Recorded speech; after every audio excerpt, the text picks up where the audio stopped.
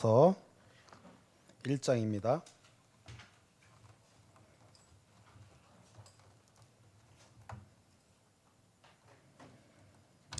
여호수아서 1장 1절부터 9절까지 저 여러분들이 한 절씩 교독하겠습니다. 여호와의 종 모세가 죽은 후에 여호와께서 모세의 수종자 눈의 아들 여호수아에게 말씀하여 이르시되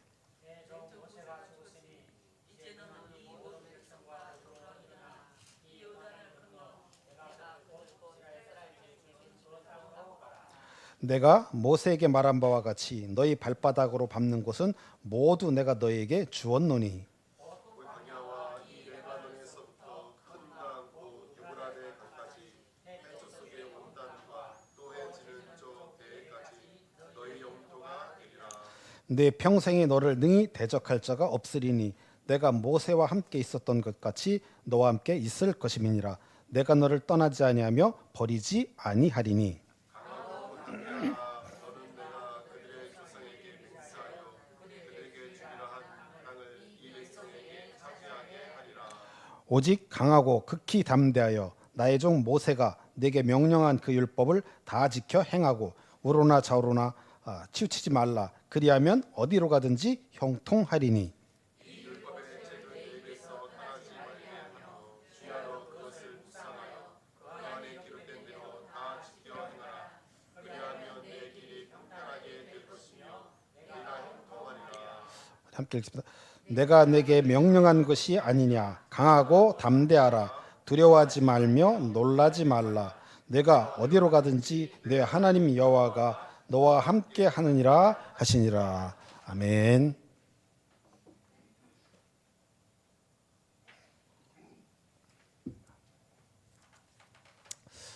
여러분들 오래간만에 뵙습니다. 제가 저쪽 지하 교회에 있을 때 그때 오고 이전하고 나서는 처음으로 왔습니다. 들어오는 순간 너무나 기뻤어요. 제가 여러분도 아시다시피 그 동복 거기서부터 제가 봐왔잖아요. 교회가 어떻게 성장하는지를 제가 증인이니까 참 들어오면서 너무나 하나님께 감사하고 기쁘고 그랬습니다. 제가 이제 라오스에 간 지 6년 정도 됐습니다. 그동안 사실 한 것은 그렇게 크게 없습니다. 크게 없고 그냥 하나님이 인도하시는 대로 지금까지 이렇게 살고 있는데 2025년 작년 이렇게 한 해를 돌아보니까 라오스하고 캄보디아하고 태국 이렇게 이제 3개국을 했더라고요. 여러분도 아다시피 라오스는 이 공산주의 국가다 보니까 마음 놓고 이렇게 선교 활동할 수는 없습니다. 그래서 많은 선교사님들이 이렇게 구제 사역 그런 식으로 이렇게 접근하고 또 그들 중에 찾아지는 사람들 이렇게 말씀 몰래 주고 이 정도로 하고 있고, 저 캄보디아를 작년에 3번이나 갔는데 캄보디아는 공산주의는 아닙니다. 자기들 말로 민주주의인데 가짜 민주주의라고 이렇게 얘기를 합니다. 근데 활동하는 것은 제약이 없으니까 굉장히 자유스러워요. 그러다 보니까 캄보디아 가면 그래도 좀 마음 편하게, 라오스에서는 늘 좀 불안하거든요. 혹시라도 누가 언제 들이닥칠지 모르니까 하면서도 이렇게 좀 불안하기도 한데 캄보디아는 그런 게 없으니까 아주 그냥 마음 놓고 사역하니까 아주 좋더라고요. 태국은 또 다릅니다. 태국은 사실 경비가 안 들어가요. 제 차비만 갖고 가면 됩니다. 모든 걸 자기들이 다 해요. 그러니까 환경은 그렇게 다 다른데 말씀 받는 것은 캄보디아가 가장 낫고, 라오스 사람들은 제가 6년 해봤는데 그렇게 말씀에 대한 관심은 좀 덜한 것 같고, 캄보디아 사람들도 이렇게 차비 주고 점심 제공하고 이런 부분들도 똑같긴 한데 말씀 받는 태도는, 말씀을 알아가고 싶어하는 그 태도는 조금 달라요. 캄보디아 사람들이 라오스 사람들도 좀 낫습니다. 태국은 경제적으로 좀 여유가 있어서 그런지 몰라도 그렇게 말씀에 대한 관심은 좀 떨어져요. 그러니까 어떻게 하면 교회를 부흥시키고 이런 데는 관심이 많아요. 근데 말씀은 어떻게 생각하냐면 그 목회자 자신부터 그렇게 생각해요. 제가 이제 한 50여 명 이렇게 그 4개 교회 목사님들하고 이렇게 그 교회 리더들을 했는데 어떻게 하면 교회를 부흥시킬까 여기에만 관심이 잔뜩 있고 그래서 제가 이제 한국 선교사라고 하니까 어떻게든지 또 경제적으로 좀 도움을 받을까 여기에 관심이 많아요. 근데 그때 함께 말씀을 들었던 일부 교회 청년들 이런 청년들은 확실히 좀 달라요. 반응이 좀 다르게 나오는데 어쨌든 3개국이 그렇게 좀 차이가 있습니다. 제가 그들을 하고 이렇게 말씀을 증거하면서 늘 느끼던 그런 부분들은 라오스도 그렇고 캄보디아도 그렇고 또 태국 목회자들은요 자기들은 더 이상 이렇게 훈련을 받을 필요가 없다는 거예요. 말씀 훈련. 왜? 자기들이 이미 충분히 자기는 훈련되어져 있고 복음을 확실하게 알고 있기 때문에 뭐 굳이 우리 성도들은 필요하지만 본인들은 그렇게 필요하지 않다. 이런 식의 마인드를 갖고 있어요. 캄보디아나 라오스 우리 그 목회자들 같은 경우는 미안한 얘기지만 성경을 잘 몰라요. 우리는 상상이 안 되잖아요. 어떻게 목회자가 돼서 성경을 잘 모르고 이렇게 목회를 할 수 있을까? 그 이야기는 결국 그들이 전달하는 성도들에게 전달하는 그 말씀은 그냥 윤리 도덕적인 차원, 종교적인 차원, 국어 사전을 벗어나지 못하는 수준에서 사실은 말씀을 증거하고 있다는 이야기죠. 그래서 보통 하면 제가 이제 한 교회 가서 이틀씩 하는데 첫째 날은 거의 뭐 반응이 좀 없어요. 저 뭐 선교사가 와서 도대체 뭔 소리를 하는 건지. 근데 이게 하루에 이제 거의 아침 8시 반부터 오후 4시까지 하거든요. 점심시간 빼놓고 쭉 하니까 오후쯤 되면 첫날 오후쯤 되면 이들이 이제 눈이 조금씩 열리는 거죠. 그럼 이제 자꾸 막 자기들끼리 막 질문을 해요. 그다음 둘째 날쯤 되면 말씀이 쫙 그러니까 들리는 거죠. 다는 아니지만 일부가 막 들려. 그러니까 이제 둘째 날 이렇게 오후쯤 되면 이제 못 가게 막 막아요. 더 해달라고 막. 그러니까 이제 왜냐하면 그분들이 한 번도 제대로 들어보지 못한 거예요. 그러니까 그냥 자기들은 나름대로 열심히 신학 공부를 했다고 하지만 그들이 배운 그것이 어떤 복음의 관점에서 보면 그냥 너무 그냥 기초적인 아주 그 정도 수준에 머물러 있다 보니까 자기들이 성도들을 양육할 때 꼴을 줄 때 제대로 된 말씀을 전달하지 못하는 그런 거거든요. 지금 라오스의 목사님, 사모님 이렇게 다 합치면 한국 선교사님들이 거의 500명 정도 돼요. 근데 라오스 목회자가 비엔텐에 채 200명이 안 됩니다. 그러니까 라오스 목회자 한 명이 너무너무 귀한 거죠. 그러니까 선교사님들이 막 말 그대로 현지 목회자 쟁탈전을 해야 돼. 캄보디아는 교회 수가 1,404개랍니다. 한국 선교사님이 2,000명이에요.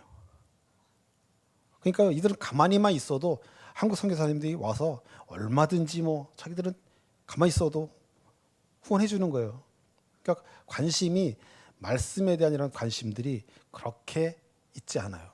근데 제가 캄보디아에서 함께 사역하고 있는 이 캄보디아 목회자는 말씀에 대해서 굉장히 관심이 많아요.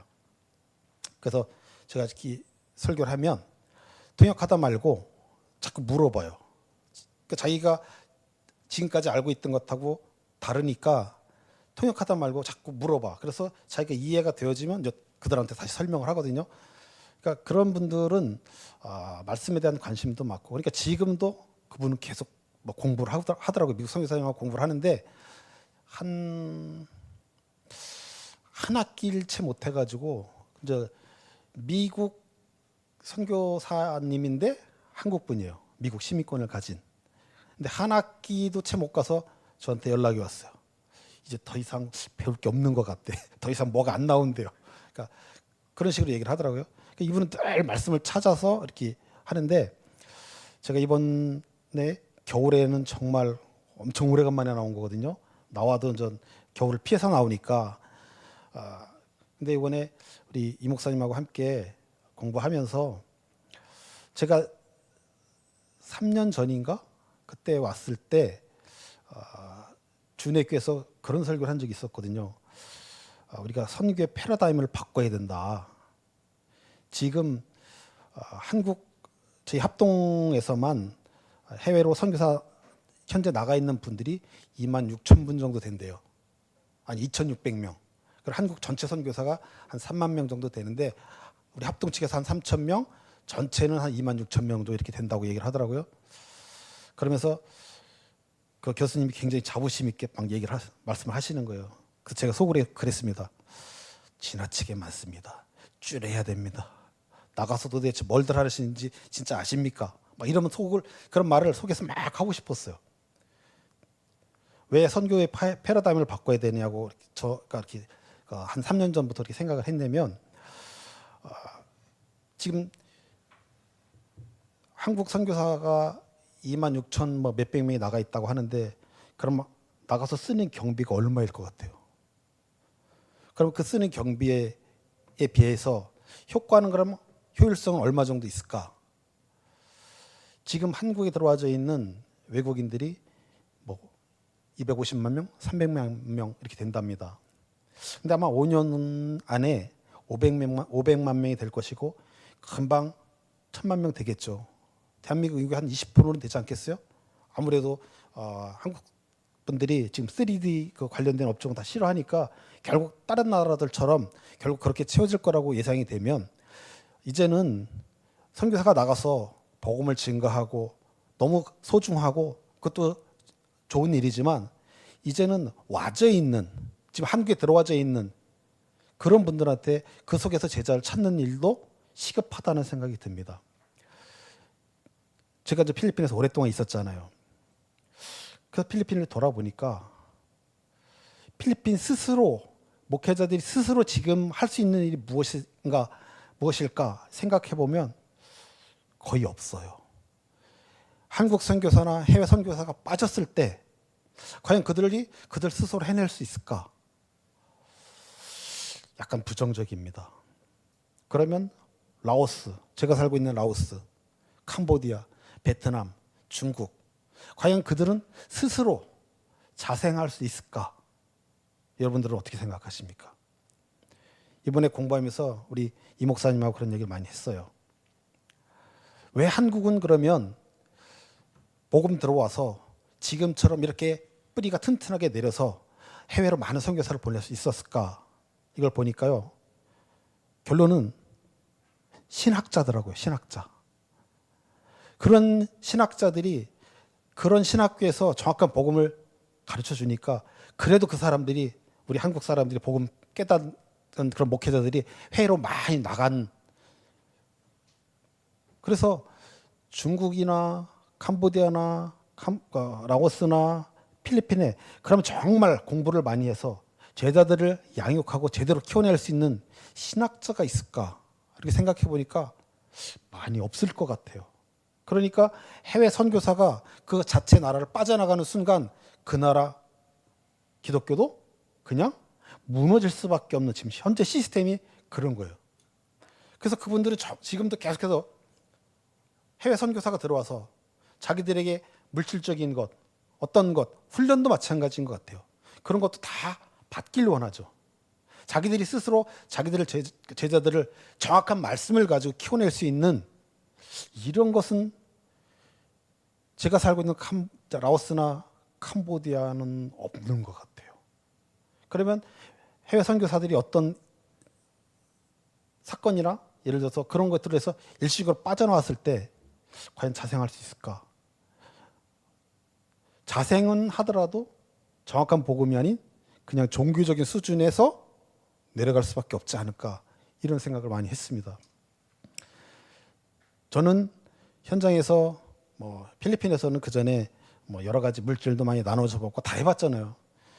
참 재밌는 것은 이번에 우리 야간 시간에는 아침 9시부터 밤 10시까지 타이트하게 이렇게 중간에 90분 수업하고 10분만 쉬는데 그 야간에 와서 강의하시는 교수님들은 거의 이제 실천 신학 쪽에서 많이 이렇게 말씀을 해주셨는데 그 선교 현장에 대해서 이렇게 그 영상 보여주고 막 이런 것들을 좀 이렇게 자기 이제 교회에서 현재 이렇게 하고 있는 사역들을 소개하시는 그런 목사님들 짧게. 근데요, 그걸 이렇게 보면서 어쩌면 제가 필리핀에서 다 한 것들만 쫙 하고 있는 거예요. 제가 안 해본 사역이 거의 없더라고요. 그래서 저 속으로 그랬죠. 저 사역이 가치 없는 건 아니에요. 가치 있습니다.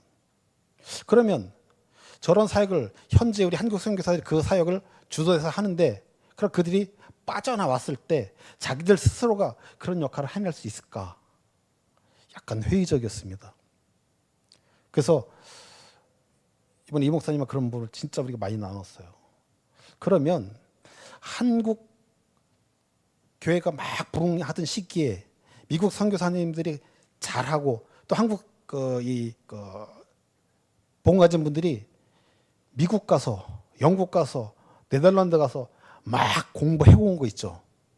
그래서 그들이 10년, 15년씩 박사학위까지 따와갖고 정확한 복음을 알고 한국으로 돌아와서 제자를 키웠던 이 일을 이제 우리 한국도 선교 패러다임을 그렇게 바꿔야 되지 않나. 너무나 많은 사람들이 나가서 이렇게 하는 것도 좋지만 좀 더 내실 있게 이렇게 해야 되는 시간표가 와 있지 않나 이런 생각이 듭니다. 그러면 우리 가서 찾기는 쉽지 않잖아요.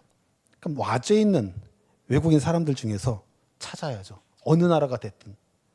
물론 그들이 돈 벌 목적을 그 동기를 가지고 와 있기 때문에 찾는 것은 쉽지 않을 거예요. 그러나 하나님이 틀림없이 그런 자를 보내셨을 거라고 생각이 됩니다. 우리가 그것을 찾아서 한국에서 그들을 키워서 그들이 다시 자기 나라로 돌아가서 신학교 세우고, 만약에 그럴 때 미국 선교사님들이 뭐 우리 한국 신학교 세울 때 도왔던 것처럼 우리가 그런 거 도우면 되죠. 그래서 그렇게 좀 각자 자생할 수 있는 그런 방향으로 가야 되지 않나 이런 생각이 듭니다. 하나님께서 이스라엘 백성들을 애굽에서 건져 내셨습니다. 그리고 그들이 광야 40년을 살죠.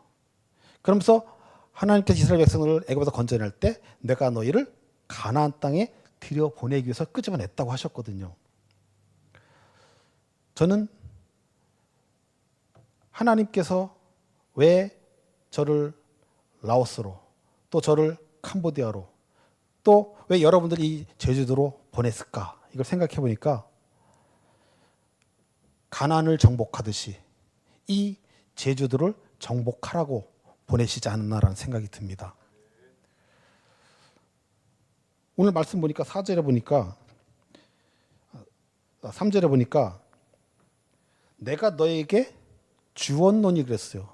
이게 원어로 현재 완료로 쓰여져 있더라고요. 그러니까 이미 주어졌다라는 거예요. 아니 가나안은 이미 주어졌는데 근데 왜 정복하라고 하죠? 그렇잖아요. 그냥 가서 하나님이 어차피 이미 주었다면서요. 근데 그럼 정복할 필요가 있을까요? 근데 왜 정복하라고 하셨을까? 하나님은 이 제주도를 여러분들에게 이미 주셨습니다. 그러나 우리의 역할이 있다라는 거죠. 이스라엘 백성들이 정복하라는 것은 가나안에 들어가서 그들의 역할이 있다라는 거예요. 우리는 모든 것이 다 하나님께서 하시니까 잘못 생각하면 그럼 모든 건 하나님 주권이니까 우리는 할 일이 아무것도 없네 이렇게 생각할 수도 있습니다. 그러나 그게 아니라는 거죠. 영접하는 자 곧 그 이름을 믿는 자들에게는 하나님의 자녀가 되는 권세를 주셨다 그랬어요. 근데 그 권세가 책임과 의무가 따르는 권세래요. 가나안에 들어가서 이스라엘 백성들은 그 가나안 족속하고 싸워야 되는 거예요. 싸워야 되는 거예요. 그 일을 이미 하나님은 그 가나안을 그들에게 허락했지만 우리가 들어가서 그것을 그들과 싸워서 이겨내야 되는 거예요. 근데 너무나 감사한 거죠. 뭐가 감사하냐? 우리는 승리하기 위해서 싸우는 게 아니라는 거예요. 이미 승리한 자로 싸우는 거잖아요. 그러니까 실패를 두려워할 일은 전혀 없는 거거든요. 생명 얻기 위해서 싸우는 게 아니고 우리는 생명 가진 자로 싸운다라는 거예요. 그러니까 얼마나 감사해요. 실패할 염려가 없으니까. 우리는 싸우기만 하면 되는 거죠. 근데 보여지는 현실은 그 가나안의 현실은 사실 녹록치 않거든요. 그들은 철병거를 가지고 있었어요. 그들은 장대하고 아주 강한 민족이란 말이에요. 메뚜기 같은 이스라엘 백성들이 절대 육신적으로 보면 이길 수 없는 상대들입니다. 근데 하나님은 이미 당신이 승리해놓고 우리한테 들어가서 싸우라는 거예요. 그 이야기는 하나님은 내가 싸우겠다라는 거죠. 니들이 싸우는 게 아니고 내가 싸우는, 이 가나안 전쟁은 내가 하는 전쟁이라는 거예요. 너희가 할 일은 딱 하나예요. 주야로 말씀을 묵상하는 것밖에 없어요. 그러니까 우리가 가장 중요한 것은 말씀이거든요. 말씀. 제가 오늘 들어오면서 눈물이 났어요. 이 공간이 좋은 것도 좋은 거지만 제가 이번에 가서 확신을 가졌던 게 이유가 있습니다. 교수님들은요, 성경이 이 머릿속에 다 그냥 통째 들어가 있어. 와, 감탄이 나와요. 근데 그분들이 하는 그 말씀 있잖아요. 제가 들어보니까 진짜 복음 맞더라고요. 근데 더 감사한 건 우리가 지금 그렇게 하고 있다라는 거예요. 확인이 됐어요, 거기서. 우리가 잘못된 길로 오지 않았구나. 우리가 가는 길이 그분들이 확인을 시켜주더라고요. 와, 우리 이미 저거 하고 있는 건데. 어떤 분들은요, 진짜 많이 은혜 받고, 어떤 분들은 그냥 과정이니까 와서 앉아있는 분들도 있었어요. 그 한 시간이 어떻게 가는지를 몰라요. 한가위가. 하루가 어떻게 가는지 몰라요. 물론 아침부터 90분 앉아있고 10분 쉬고 90분 앉아있고 점심시간 1시간밖에 안 줘요. 그럼 줄 한 20분씩 서야 되니까 막 밥 급하게 먹고 그럼 좋을 때도 있죠. 근데 좋을 틈이 없어요. 너무 은혜를 많이 받으니까 우리가 지금까지 어떻게 보면 욕먹어가면서 이 길을 왔는데 우리가 맞았다는 걸 그분들이 확인시켜 주니까 너무너무 감사해요. 그리고 또 새로운 눈들을 막 열어주니까 그분들은 우리한테 깊은 지식을 가르쳐 줄 수는 없잖아요. 그 9시간에 뭘 가르쳐 주겠어요. 근데 눈이거든요, 눈. 성경 보는 눈. 근데 그게 그분들을 통해서 새로운 눈들이 막 팍팍팍 열려지는 거예요. 그러니까 얼마나 감사한지, 우리가 잘 오고 있구나. 이 길을 쭉 이 방향으로 가면 결국 그래서 감사했던 거예요. 이 교회 하나님께서 진짜 복음에 반응하는 말씀 들을 수 있는 자들을 반드시 이 주은혜께로 보낼 수밖에 없겠구나. 이런 생각이 들었습니다. 100명이 있어도 200명이 있어도 500명이 있어도 사실 말씀을 못 알아들으면 전달하는 자는 굉장히 힘들거든요. 근데 단 몇 명이라도 말씀이 들려지는 분들, 그런 분들에게는 이게 말씀이 막 확 꽂히는 게 보이거든요. 서보신 분들은 알잖아요. 지금 이분들이 듣고 있구나. 이분들에게 지금 들리는구나. 어떤 때는 막 벽처럼 막 튕겨나오거든요. 그런 분들을 하나님께서 제주도에 어디로 보내시겠어요? 이 주은혜 길밖에 없어요. 그러니까 일로 보내실 수밖에 없는 거예요. 우리는 제가 이제 현장에서 처음에 얼마나 많이 불신앙이 오는지 참 밥 안 주면 안 온대. 교통비 안 주면 안 온대. 내가 이런 사람들 데리고 뭐를 해야 되나. 도대체 이들이 알아주는 들을 수 있나. 이런 불신앙이 막 찾아옵니다. 그래도 이들에게 단 한 번이라도 진짜 복음의 맛이 무엇인지, 말씀, 진짜 복음적인 말씀이 무엇인지 한 번은 들을 수 있는 기회를 줘야 되는 게 맞다. 이래서 기꺼이 가서 한 거거든요. 근데 이틀 정도 하면 나와요. 진짜 반응하는 사람들이 나와. 근데 이게 지속하지 않으면요, 그냥 한 번의 충격으로 딱 끝납니다. 제가 캄보디아를 같은 교회를 계속 가요. 그러니까 처음에 반응하고 시간이 지나면서의 반응은 다릅니다. 그러면 처음에 반응이 제가 보통 한 20명 정도, 너무 많이 데리고 오지 말아 그러거든요. 딱 20명 정도. 그런데 그럼 처음에 그 교회에서 막 은혜 받잖아요. 이틀째 되면 막 못 가게 막 막아.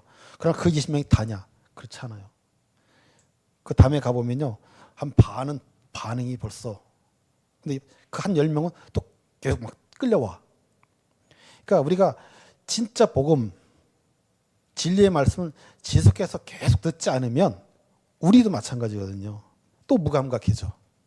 또 옛날로 다시 돌아가. 세상으로 눈에 보이는 것들에 속아갖고 자꾸 되돌아가거든요.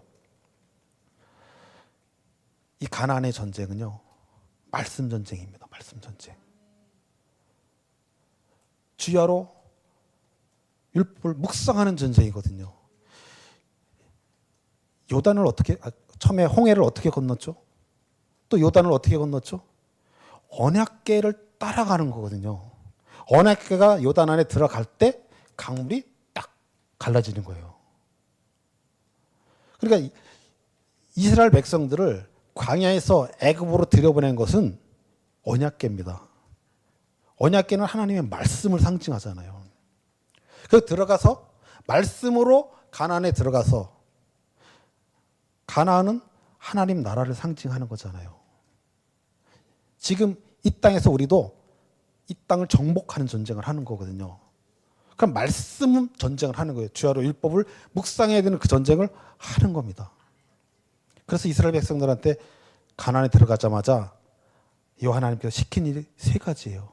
여러분들 잘 아시겠지만 뭐죠? 첫 번째가 지파마다 돌 하나씩 취해가지고 그 12돌을 그 기념비를 세우는 거예요. 그래서 왜 후대가 이게 도대체 뭡니까? 이 기념비가 도대체 뭡니까? 라고 물으면 너희가 어떻게 애굽에서 나왔으며 어떻게 이 가나안까지 왔는지를 후대에게 전달하기 위해서 세우라는 거거든요. 이스라엘 백성들이 어떻게 애굽에서 나왔어요? 유월절 어린 양의 피를 통해서 나왔잖아요. 어떻게 가나안에 들어왔어요? 언약궤, 말씀. 그러니까 모든 것은 다 하나님이 하셨다라는 거잖아요. 이스라엘 백성들은 한 일이 뭐예요? 불신한 것밖에 없어요. 원망 불평한 것밖에 없어요. 광야 40년 내내 한 짓이 그거예요. 그래서요, 광야에서 그들이 만나를 먹었는데 1세대가 다 죽었다라고 했어요, 성경은. 하늘 양식 만나를 먹고도 1세대는요, 다 죽었습니다.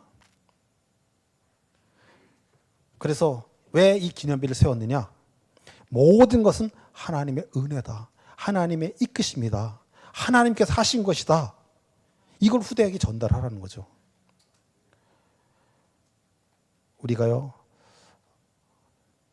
제가 우리 이 목사님하고 그런 얘기를 했어요. 어떻게 교회를 부흥시킬까? 왜냐?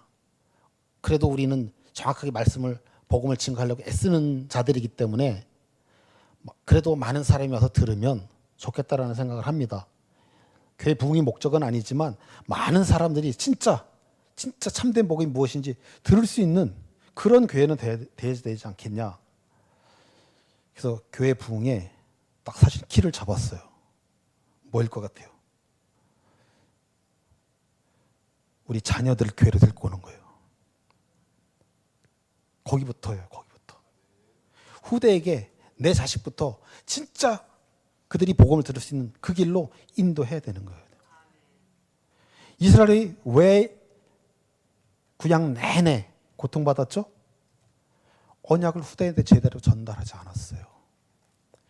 그렇게 위대한 히스기야 왕, 아니 다윗 왕도 마찬가지죠. 솔로몬이 나중에 변질하잖아요. 그래서 나라가 두 나라 쪼개지잖아요. 이스라엘의 가장 악독한 왕 므낫세, 아버지가 히스기야 왕이에요. 언약을 후대에게 바르게 전달하지 않았기 때문에 그런 일이 일어나는 거거든요. 제가 아는 필리핀에 있는 선교사님이요, 다른 사람들이 보기에는 굉장히 답답하고 좀 느리고 그렇게 보였어요. 2000년도에 20명의 성도를 데리고 교회를 시작했습니다. 다른 데 사역도 많이 했지만 그 한 교회를 놓고 계속 하셨어요. 그때 20명이 지금 몇 명 됐을 것 같아요? 어른만 20명이었거든요. 근데 그들 자녀가 그때 유치원 막 이렇게 다녔어요. 유치원, 초등학생 막 이렇게 다녔거든요. 그 아이들이 자라갔고요, 대학생이 되고 직장 생활을 하고. 근데 그 어른들이 계속 그 교회를 나왔어. 그러니까 한 선교사님이 돼서 계속 신앙생활을 한 거예요. 그리고 나중에 의사가 되고 선생님이 되고 걔들이 다 11자고 결혼해서 그 교회를 나오니까요. 자동 부흥이 됐어요. 우리가 우리 자녀들부터 교회로 데리고 와서 정말 정확한 복음, 그 언약을 내 자녀들에게, 우리 후대들에게 전달해 줘야 됩니다. 이스라엘 백성들이 해야 될 일이 그거였는데 그 기념비를 세우고도 그걸 놓친 거예요. 그러면서 두 번째 시킨 게 뭐냐면 가나안을 정복해라고 해놓고 할례를 받으라는 거예요. 애굽에서 나왔던 사람들은요 다 할례를 받았어요. 근데 광야에서 난 자는 할례를 아직 안 받았어. 근데 애굽에서 할례를 받고 나온 자들은 광야에서 다 죽었습니다. 여호수아, 갈렙만 빼고. 가나안은 거듭난 자만이 들어갈 수 있다라는 거거든요. 그러면 전쟁을 해야 되는데 왜 할례를 시키냐고요. 쉽게 하면 포경수술 시킨 거예요. 전쟁하는데 포경수술하면 어떻게 해요? 가나안 족속은 굉장히 강한 족속이에요. 그럼 그들이 쳐들어오면 당연히 이스라엘 백성들 몰살이죠. 여러분 잘 아시죠? 야곱의 딸 디나 사건 아시죠? 그 세겜 그 아들이 디나가 마음에 들어가지고 디나하고 혼인을 하려고 하니까 시몬하고 레이가 꾀를 내잖아요. 우리 부족은 할례 받지 않으면 절대 못한다. 그러니까 니들 다 할례 받으라. 그래서 세겜 족속 다 할례 받았잖아요. 그러니까 그때 시몬하고 레이 가서 싹 죽여버리잖아요. 몰살시키잖아요. 아니 가나안에 들어갔는데 할례를 하라는 거예요. 그럼 똑똑한 사람들은 이 무슨 소리냐. 근데 하나님은 가나안을 정복할 수 있는 전략을 딱 말씀 묵상 외에는 안 가르쳐 주시는 거예요. 할례를 하래요. 근데 가나안 족속이 그때 쳐들어왔나요? 안 쳐들어왔어요. 못 쳐들어왔겠죠. 하나님 막으셨으니까. 그러니까 가나안 전쟁은 하나님께서 하시는 전쟁이라는 거예요. 이 제주도를 정복하는 전쟁은 하나님께서 하시는 전쟁이라는 거죠. 그럼 우리는 손 놓고 있어도 되겠네. 그렇지 않다니까요. 우리가 해야 될 일이 있다는 거예요. 그래서 정복하라고 하시는 거예요.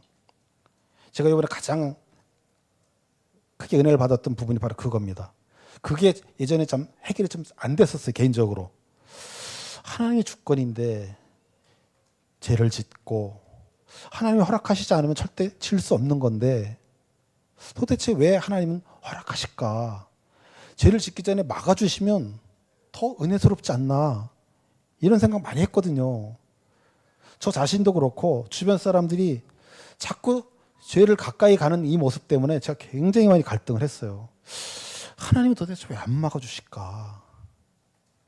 막아주시면 더 좋을 것 같은데 그 이유가 이번에 말씀을 들으면서 확실하게 해결이 됐어요. 그래서 지속적으로 정확한 복음의 말씀을 듣는 것이 굉장히 중요하다는 거예요.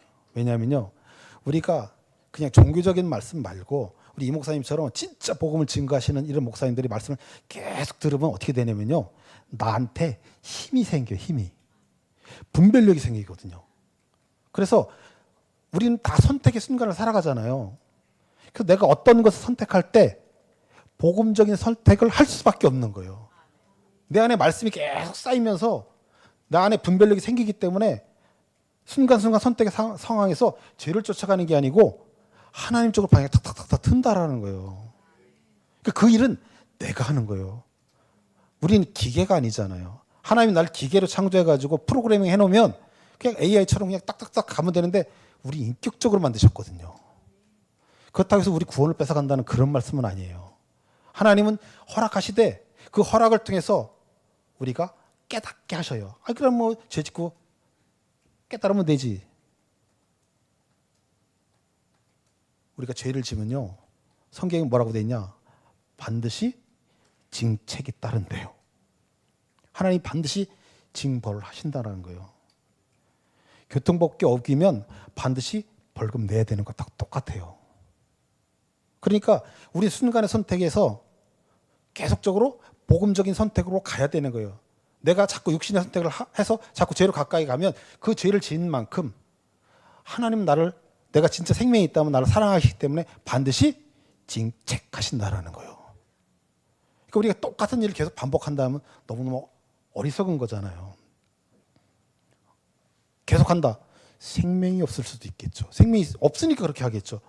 우리 안에 계신 그 성령은 진리의 영이잖아요. 우리를 자꾸 진리를 이끌으시지 우리를 죄로 이끄시지는 않거든요. 절대로. 우리가 반복해서 똑같은 죄를 계속 지면 생명이 있기 때문에 굉장히 불편해 속이. 그렇잖아요. 찜찜하고 자꾸 불편하잖아요. 그래서 지속적으로 복음의 말씀을 듣는 것은 너무나 중요한 거예요. 그러면 나도 모르게 그런 내 안에 힘이 생겨서 순간순간 선택할 때 복음적인 선택 그쪽으로 늘 가게끔 되어져 있습니다. 그래서 여러분들이 이 주근의 교회가 복받은 교회인 거예요. 왜냐하면 이 목사님 것처럼 정확한 복음을 증거하시는 그런 교회 여러분들이 함께 하고 있기 때문에 그렇다고 해서 이 목사님 혼자 할 수는 없어요. 우리는 함께 가는 거거든요. 함께. 하나님께서 우리를 도구로 사용하셔서 이 제주도를 이미 주의 교회에 주었으니까 가서 정복하면 되는 거거든요. 근데 우린 눈에 보이는 현실, 우리 같은 조그만 교회가 우리가 몇 명이나 된다고. 하나님은 여러분에게 말씀하십니다. 강하고 담대하라고. 두려워하지 말라고. 내가 이미 이겨놨으니까 너희는 가서 싸우기만 하면 되는 거예요. 이길까 질까 걱정, 염려할 필요가 전혀 없는 거죠. 이미 우리는 이긴 싸움을 싸우는 것입니다.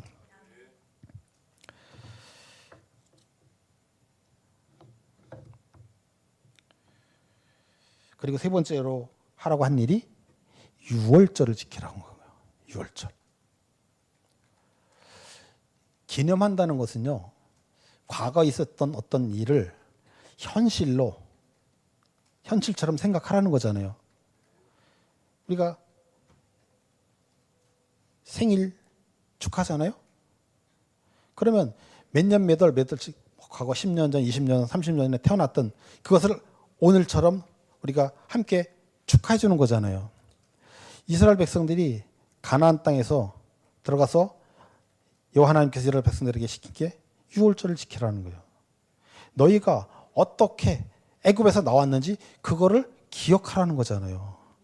오직 어린 양의 피, 예수 그리스도가 아니면 안 된다라는 거거든요. 이스라엘 백성들이 애굽에서 나오기 위해서 한 일이 있어요? 없어요. 그냥 날마다 원망 불평한 것밖에 없어요. 그때 하나님이 모세를 보내셔서 강권적으로 그들을 끄집어 내신 거거든요. 나의 나된 것은 다 하나님의 은혜. 제가 지금까지 지나온 저의 삶을 되돌아보면요, 모든 것이 하나님의 은혜였다라는 고백이 안 나올 수가 없어요. 근데 왜 그 순간에는 그 고백을 못했나 모르겠어요.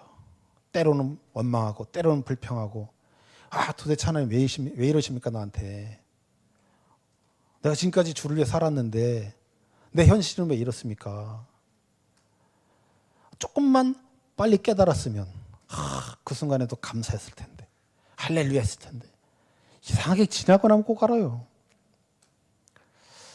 똑같은 우를 계속 반복하면 바보입니다. 바보. 세월이 참 유수처럼 빠르다고 2025년이 벌써 2달이 지나버렸어요. 우리 새해를 시작하면서 다들 새로운 결단, 새로운 각오했는데 벌써 2달이 지나가 버린 거예요.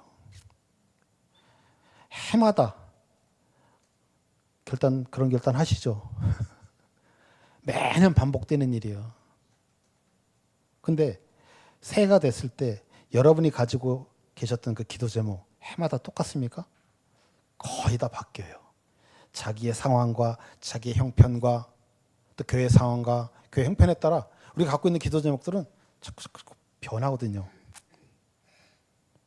그게 나쁜 건 아니죠. 그런데 변하지 않는 한 가지, 어제나 오늘이나 영원토록 변함없는 하나님의 말씀, 이것만 안 변해요. 그러니까 복음도요, 성경에서 증거하고 있는, 성경에서 말씀하고 있는 복음만이 진리예요. 내가 경험하고 내가 체험하고 내가 깨달은 복음은요 언제든지 변할 수 있습니다. 내 상황과 형편에 따라서 바뀔 수 있어요. 근데 성경에서 말씀하고 있는 진리, 복음, 이건 절대 안 바뀌거든요. 진리라는 것은 모든 사람들에게 공평하게 적용할 수 있어야 진리인 거잖아요. 나한테는 진리인데 다른 사람한테 진리 아닌 것, 이거 진짜 진리는 아닌 거잖아요. 하나님의 말씀만이 진리입니다. 오직 예수 그리스도만이 진리예요. 그래서 예수님이 말씀하신 거잖아요. 나는 길이요 진리요 생명이니 나로 말미암지 않고는 아버지께 갈 자가 없다고. 우리를 이끌어 가시는 분은 하나님이시고 그 하나님은 곧 말씀이십니다. 그러니까 말씀이 이스라엘 백성들을 애굽에서 광야에서 가나안으로 이끌었던 것처럼 우리 인생도 우리의 삶도 지금 하나님께서 지금 이곳까지 인도해 가시는 거예요. 하나님의 말씀이 지금 우리를 이끌어 가고 계시는 거예요. 그래서 가나안에서 가장 중요한 것은 뭐예요? 주야로 하나님의 말씀을 묵상하는 거예요.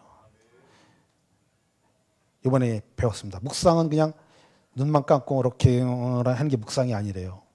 그것을 계속해서 반복해서 읊조리고 반복해서 들어가지고 그 말씀이 내 안에 진리로 있을 때 그게 진짜 묵상이라고 얘기를 하더라고요. 그래서 우리 주은혜 교회 모든 성도님들이 날마다 너무나 귀하잖아요.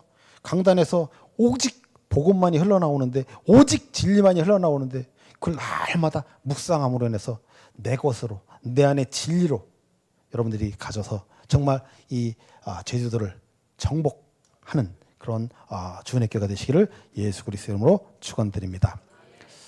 하나님 아버지 감사합니다. 제주 주은혜 교회를 이 제주 땅에 하나님께서 세우시고 이미 이 제주도를 주은혜 교회에 주신 줄 믿습니다.